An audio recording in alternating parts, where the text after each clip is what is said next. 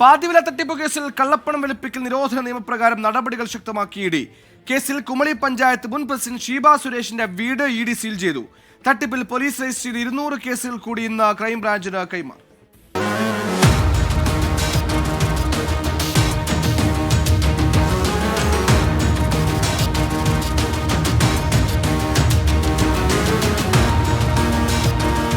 പാതിവില തട്ടിപ്പ് കേസിലെ പ്രതി Ananthu Krishnan, Saigram executive director KN Anand Kumar തുടങ്ങിയവരുമായി ഷീബയ്ക്ക് അടുത്ത ബന്ധമുണ്ടെന്നാണ് ഇഡി കണ്ടെത്തൽ. NGO കോൺഫെഡറേഷൻ ബോർഡംഗം എന്ന നിലയിൽ പണമിടപാടുകളിലും ഷീബയ്ക്ക് പങ്കുണ്ടെന്ന് വ്യക്തമായിട്ടുണ്ട്.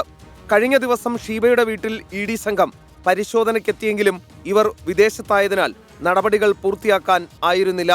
തുടർന്നാണ് വീട് സീൽ ചെയ്ത് അന്വേഷണ സംഘം മടങ്ങിയത്. തങ്ങളുടെ കേസിൽ ഷീബ പ്രതിയല്ലെന്ന് സംസ്ഥാന സർക്കാർ ഇന്നലെ കോടതിയെ അറിയിച്ചിരുന്നു. ഷീബ സുരേഷിന്റെ മുൻകൂർ ജാമ്യാപേക്ഷയിലായിരുന്നു സർക്കാർ നിലപാട്. ഇതിനിടെ ലോക്കൽ പോലീസ് രജിസ്റ്റർ ചെയ്ത 200 കേസുകൾ കൂടി ഇന്ന് ക്രൈംബ്രാഞ്ചിന് കൈമാറും. പുതുതായി കൈമാറിയ കേസിൽ പ്രതി അനന്തു കൃഷ്ണന്റെ കസ്റ്റഡിയും ക്രൈംബ്രാഞ്ച് ആവശ്യപ്പെടും. അതേസമയം ഇഡി 3 ബാങ്ക് അക്കൗണ്ടുകൾ മരവിപ്പിച്ചതോടെ ദൈനംദിന കാര്യങ്ങൾക്കായി പുതിയ അക്കൗണ്ട് ആരംഭിക്കാൻ അനുമതി തേടി ലാലി വിൻസെന്റ് ഉടൻ ഹൈക്കോടതിയെ സമീപിക്കും. ശ്രീകാന്ത്, 24, കൊച്ചി.